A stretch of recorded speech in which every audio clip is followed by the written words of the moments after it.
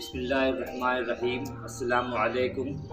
انجمن فروغ اردو کے اس YouTube channel میں آپ کا خیر مقدم ہے۔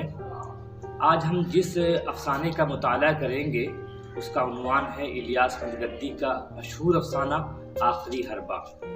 لیکن آخری حربہ کے متن سے پہلے ہم کوشش کریں گے کہ اس کا بیک گراؤنڈ جان لیں۔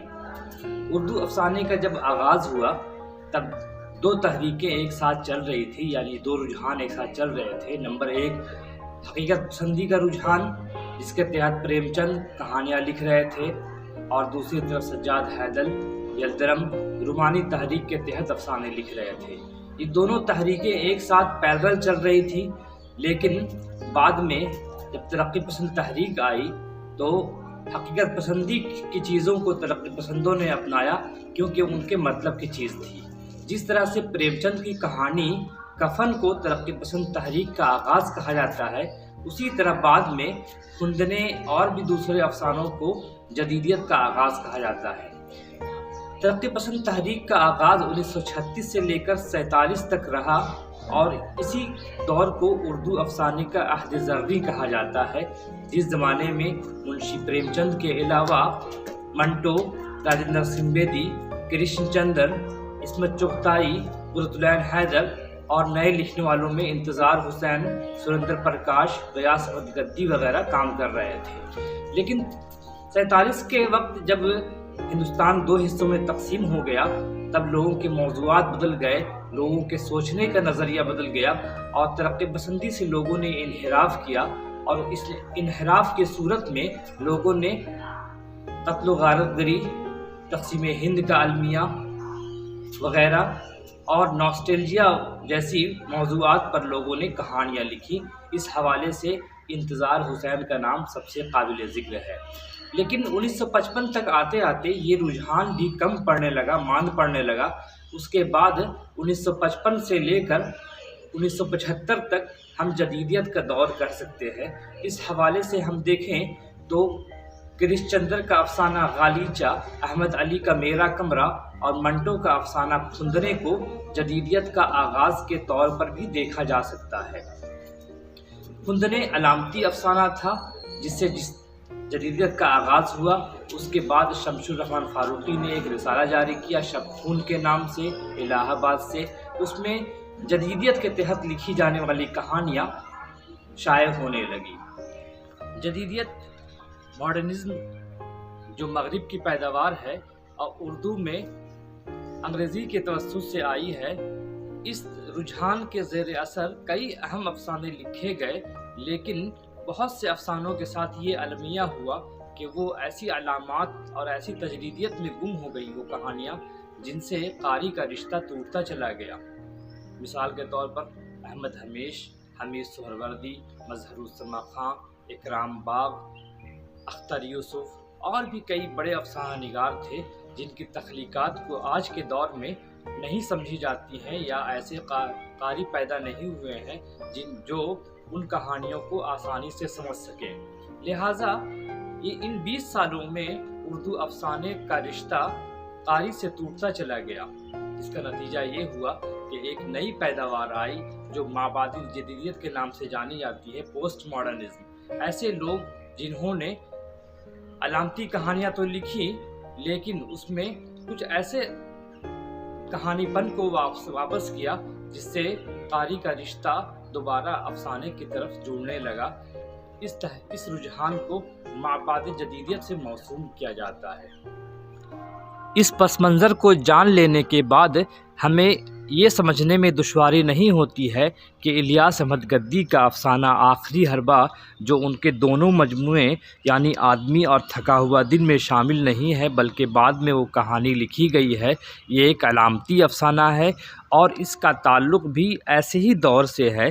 لیکن اس کہانی کا موضوع بالکل الگ ہے۔ جو تقسیم ہند کے وقت جو سانحہ ہوا تھا، یا جو خونریزی کی کہانیاں لکھی جا رہی تھی، اس افسانے سے بالکل، ایسے افسانوں سے بالکل مختلف کہانی ہے یہ۔ آخری حربہ ایک علامتی کہانی ہے جس میں فرقہ وارانہ تعصب کو موضوع بنایا گیا ہے، یعنی آزادی کے بعد اقلیتوں کے مسائل کو موضوع بنایا گیا ہے، اور ایک موضوع بہت محبوب ہمارے افسانہ نگاروں کا رہا ہے، وہ ہے فرقہ وارانہ فسادات۔ اس حوالے سے بہت لوگوں نے مشرف عالم ذوقی، شموئیل احمد، غضنفر، حسین الحق، عبدالصمد اور بھی کئی افسانہ نگاروں نے اس موضوع پر کہانیاں لکھی ہیں۔ اس کہانی میں ایک ایسا کردار جس کی کوئی واضح شکل نظر نہیں آتی اور نہ اس کی اصل شناخت ہے، لیکن پھر بھی وہ ہر جگہ موجود ہے اور ہر کسی کو نظر آ رہا ہے۔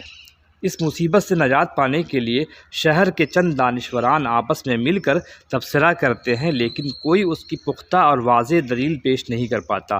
یہ دانشوران وہ لوگ ہیں جو سیکولر ذہنیت کے حامل ہیں یا پھر اقلیت ہیں، کیونکہ یہ مسئلہ ان کا ہے، ان کے مستقبل ہندوستان کا ہے، اور ایسے لوگ جو شرپسند عناصر ہیں جس کا کچھ حیولہ نہیں ہے، نہ وہ جانور ہے نہ درندہ ہے بلکہ وہ انسان ہے، وہ انہی لوگوں کی طرف واضح اشارے کرتا ہے۔ ان کی گفتگو کے پس منظر میں جو باتیں درج ذیل اقتباس کی روشنی میں آتی ہیں، اس سے واضح طور پر یہ معلوم ہو جاتا ہے کہ اس مصیبت اور تباہی کی کوئی شکل و صورت نہیں ہے، بلکہ وہ ہم انسانوں کی ذہنی، تعلیمی، سماجی اور معاشرتی بیداری پر منحصر ہے۔ ملاحظہ ہو یہ اقتباس، میں نے اس کی شکل تو نہیں دیکھی، مگر ٹھیک اس وقت جب وہ تاخت و تاراج کے بعد واپس لوٹ رہا تھا، اس کی پشت دیکھی تھی۔ آپ یقین کیجئے اس کی پشت اتنی چوڑی تھی جیسے 5-6 آدمیوں کی پشت ایک ساتھ ملا دی گئی ہو۔ اس کے بازو اتنے موٹے دکھائی دے رہے تھے جیسے ہاتھی کے پیر ہوں۔ ان اقتباسات سے ہم محسوس کر سکتے ہیں کہ افسانہ نگار کن باتوں کی طرف اشارہ کر رہا ہے۔ میرے خیال سے افسانہ نگار نے ہندوستان کے مستقبل کی پیشین گوئی کر دی تھی، اور آج جو ہو رہا ہے ہندوستان میں اقلیتوں کے ساتھ جو مظالم ڈھائے جا رہے ہیں، اس کی پوری عکاسی اس افسانے میں نظر آتی ہے۔ ایک کہتا میں نے تو صاف نہیں دیکھا، وہ بہت دبلا پتلا تھا، لیکن دوسرا ہی شخص کہتا ہے کہ وہ دبلا نہیں، بہت موٹا تھا۔ مطلب یہ کہ ان کی کوئی شناخت نہیں ہے، نہ عدالت ان کی پہچان کر پا رہی ہے اور نہ بڑے لوگ اس کی پہچان کر رہے ہیں، بلکہ پہچان کر کے بھی اس کو نظر انداز کرنے کی کوشش کر رہے ہیں۔ آج کے زمانے میں آج کی جو صورتحال ہے، کرونا کا زمانہ ہے، اس کے بعد جس طرح کے مصائب اقلیتوں کو جن طرح کے مسائل کا سامنا کرنا پڑ رہا ہے، اس سے ہم بخوبی واقف ہیں، اور اس تناظر میں اس افسانے کو دیکھیں تو معلوم ہوتا ہے کہ الیاس احمد گدی نے ہندوستان کے مستقبل کی پیشین گوئی کر دی ہے، اور یہ بات ہم اچھی طرح سمجھتے ہیں کہ جب میٹنگ ختم ہوتی ہے، اس کے بعد جو راوی ہے، یعنی جو کہانی بیان کر رہا ہے، وہ قلم کی نیب کی طرف دیکھتا ہے، اور وہ اس بات کی طرف اشارہ ہے جیسے وہی اس کی تلوار ہے، اور مستقبل میں ایک قلم یعنی تعلیم ہی ایسا ذریعہ ہے جس سے اقلیتوں کے مسائل کا حل ہو سکتا ہے۔ اس کے علاوہ اور کوئی بھی حل ان کے پاس نہیں ہے۔ بے حد شکریہ۔